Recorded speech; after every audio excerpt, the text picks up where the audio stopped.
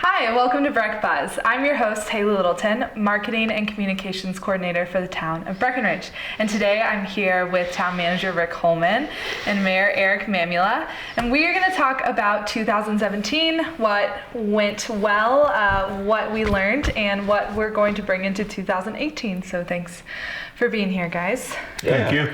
So Pleasure. I think we should maybe start with parking and transportation. The council's goal was to develop and implement a balanced and parking and multimodal transportation plan that preserves the character of the community. So maybe talk a little bit about how we did that this year. We started by instituting paid parking, which I know doesn't seem like it's really characteristic of our community, but it solved some problems for us. It got employees and shop owners and restaurant owners to utilize public transportation more. In conjunction with paid parking, we really increased our transportation offerings for the people that don't live that far from town. So we're trying to get more people to walk, to bike, to ride the bus, to not. If you it is our opinion that if you make it, slightly inconvenient for people to have to go feed a meter all the time, you can get them to make better choices for the community.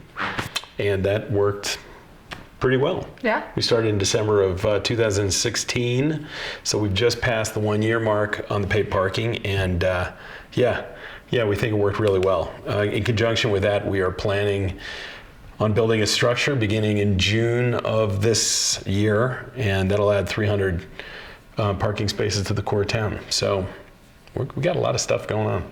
So Rick, what has the process been for designing and developing the parking structure?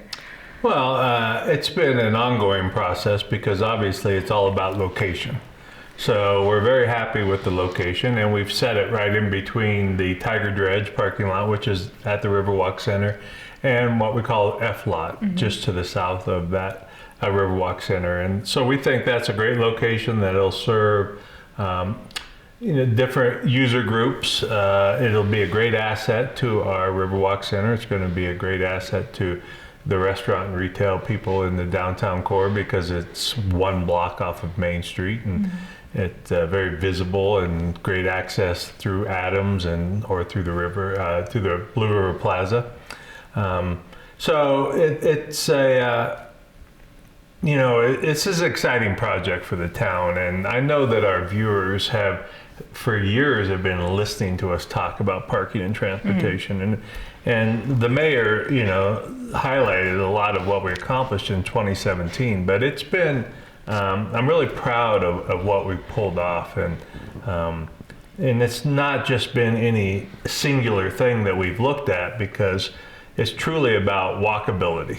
So you look at the roundabout, which got completed at 4 O'Clock Road. Right. I mean, you look at the heated walkway now that just got opened up before winter to lead people down that big bed base up off of 4 O'Clock, across Park Avenue, right through the plaza onto Main Street. And those are big improvements. And when we're designing the parking structure, we're going to look at that same concept on that pathway that goes up along on the east side of those parking lots up towards South Park Avenue and Park Avenue Lofts. There's currently a walkway, but we want to heat that. We want to look at how it lines up to direct people down, and not only from the structure, but also from that south part of town. And again, it's about leading them into the downtown and making it easy to walk, so that they don't get in a car and drive 2 blocks. Right. This is never about just building more parking spaces. We know that we need some new spaces, but it's also about getting people out of cars, like Eric said. And so when you look at a lot of things that we've accomplished, and we're going to continue that same pattern going into 2018. Yeah.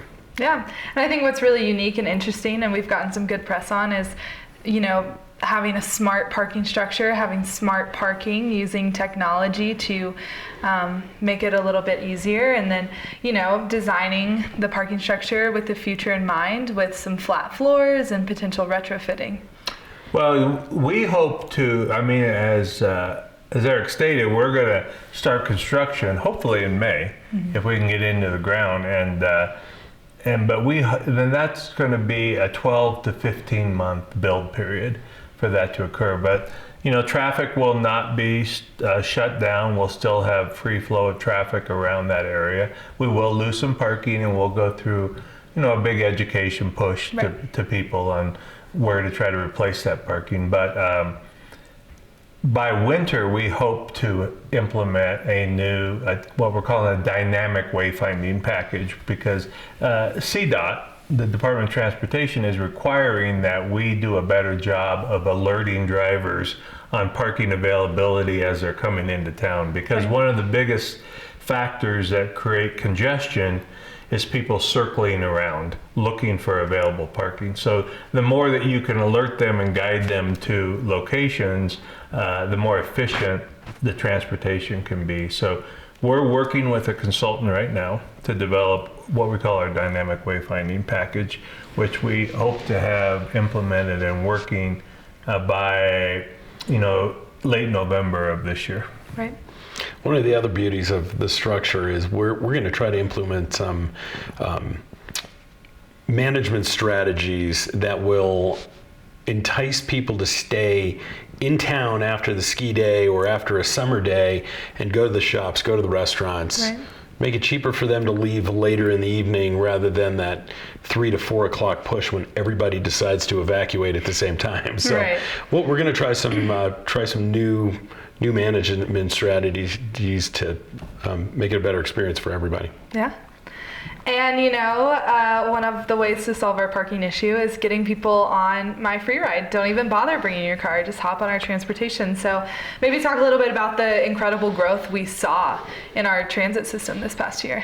So in 2017, we moved 1 million riders, a little over 1 million actually, which is pretty incredible given the fact that there are about 4,500 people that live in the community. Right? Exactly. So we added routes, we added time to routes. Virtually every route now has at least a half an hour option, if not a 15-minute option. So we made it easier for both the guests and the people who live in the community to get to where they want to go. Mm-hmm. We have also instituted or come up with a new app called My Free Ride. Put it on your phone. You can see where the bus that you're waiting for is, so you can plan if you can have another sip of coffee before you go running out the house. So it's really been, the transportation has been a huge success for us. And this year we are hoping to crank it up a little bit more, get more people on the free ride. So ride the bus. Talk about the display boards too. Yeah, we also, in conjunction with the My Free Ride app, we have hired a company called Synchromatics that is utilizing some GPS information. Now at 20 stops throughout the community, there's an arrival board that'll tell you what bus is coming, when it's coming, to make it easy if you don't have your phone. So for instance, if you're at the rec center and you want to know when either the yellow or the purple bus is coming, there's a actual board inside the rec center. You can see when the bus is coming. You can walk out to the shelter. The shelter on the west side of the road actually has an arrival board that'll tell you how long your bus is going to take. And it's great. It's just, anything to make riding public transportation easier for people is what we're really trying to push, because we want people on the bus. We want you to leave your car at home. Mm-hmm. If you drive to the community from another place, we want you to park once and ride the bus and walk. If you live in the community and you need to get into town, we want to make it easy enough that you can ride the bus and walk. Right. Or ride your bike. Exactly.